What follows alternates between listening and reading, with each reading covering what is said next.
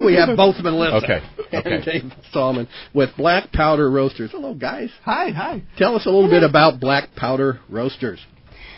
Well, we all started about, actually a couple of years ago, about 4 years ago in our home.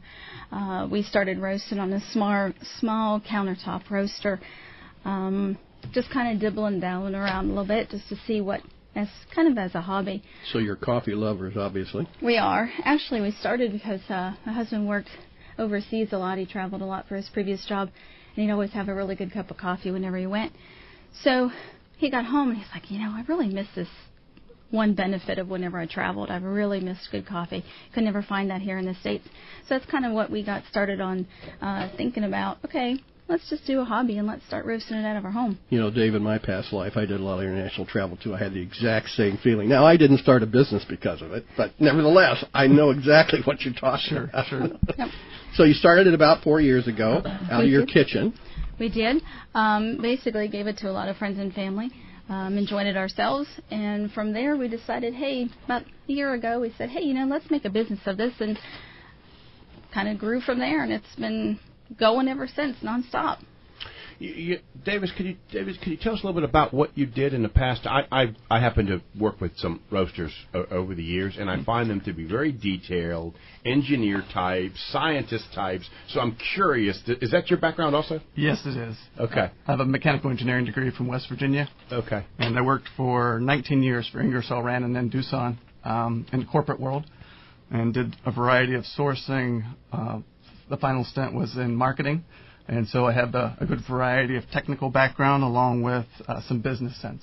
And so yeah, because the truth is, you just cannot take a bean and put it in a roaster and roast it and think you're going to end up with a good cup of coffee. It really is a lot of work. So walk me through the process of mentally feeling comfortable I can do this, because I know that just doesn't happen overnight that you say, I think I'm going to go ahead and try this. No. So by starting out with a small little tabletop roaster in our home, we would ruin batches only at 2 pounds at a time. So that's the one way you learn, is by burning things and doing things incorrectly. But because I am a scientist, because I am an engineer, really mapping out the process using Excel, understanding how a bean cracks as it transforms itself from a green bean into a lightly roasted, and then another second crack as it goes into dark roasting. And really formulating a roast profile to develop certain flavors, certain characteristics that we really like. And so it's really part art, part science. And so by using Excel and really mapping things out and doing a lot of taste testing, including with women and men, because we all taste differently, we've really developed a unique profile that you'll find at Black Powder. So you are a full-time roaster now? I mean, is this your job, or do you still have a day job? I still have a day job, still have to pay the mortgage. So you make your wife do the day work for the...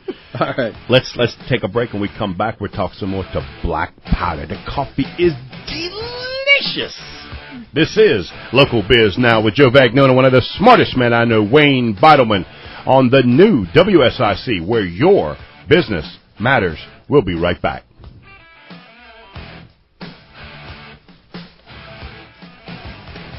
And we are back, and we are talking with Black Powder Coffee. It is delicious coffee.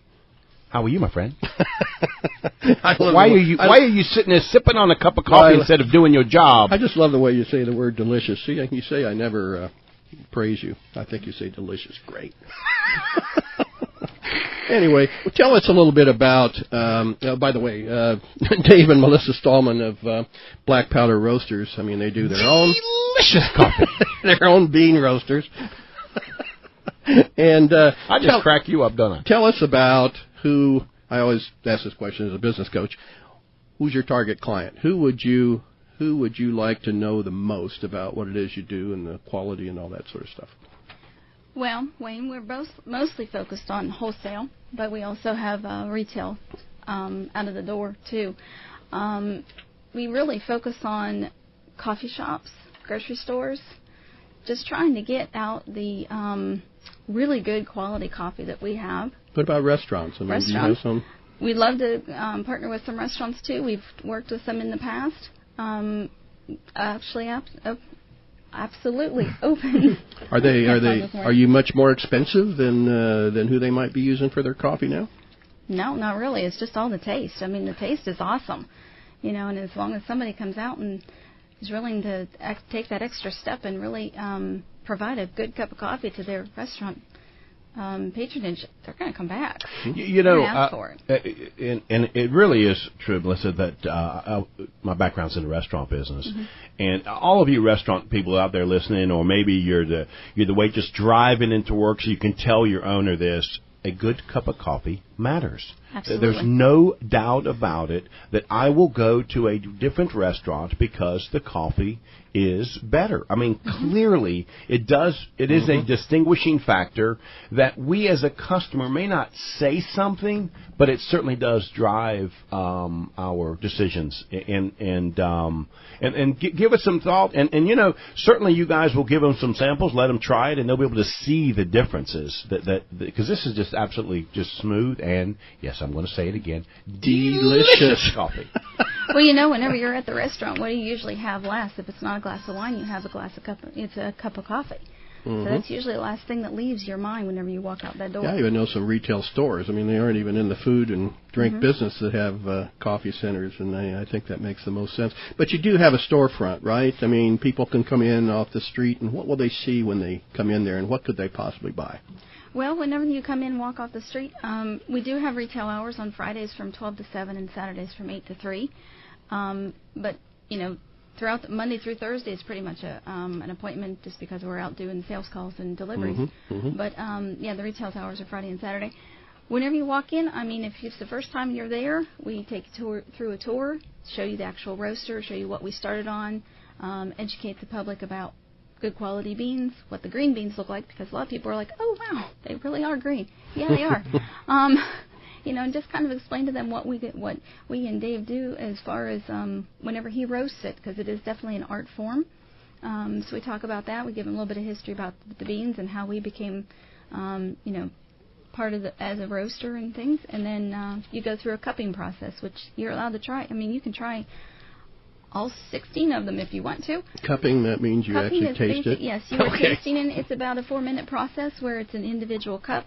Coffee freshly ground right there. And it's basically you taste before you buy. So what's the difference between 15 different coffee beans? I mean, great question. Yeah. It is a difference. It's kind of like wine. Whenever you go to a wine tasting or a beer tasting, you do the same thing with coffee. Each bean has its own characteristic as far as how it tastes. Whether one, like an Ethiopian, it has a fruity grapefruit taste, which is a light to medium roast, to the Brazil pea berry, which kind of has a nutty, smooth taste to it. Clear to the darker roast of Sumatras and Sulawesi's, kind of has a natural chocolate tone to it. So each bean has its own characteristic. Wow. David, talk a little bit about sourcing the green bean, the raw product, because I know just a little bit from my background, that's not easy to do, and the cost could just get away with you, and they change daily. How do you do that as a small roaster to make sure if I'm this restaurant down the street that I'm getting that same consistent cup of coffee month in, month out? Well, the magic for us has been partnering with importers, and we've selected 3 bean importers that are high in quality. All of our coffees have a cupping score of 85 and higher. So there is a cupping score out there, just like a wine system. And because of that, we've limited our partners we work with. And they're able to go directly to the farm, bring in the education factor, front them money, be a very, I call it a symbiotic relationship with the farmer.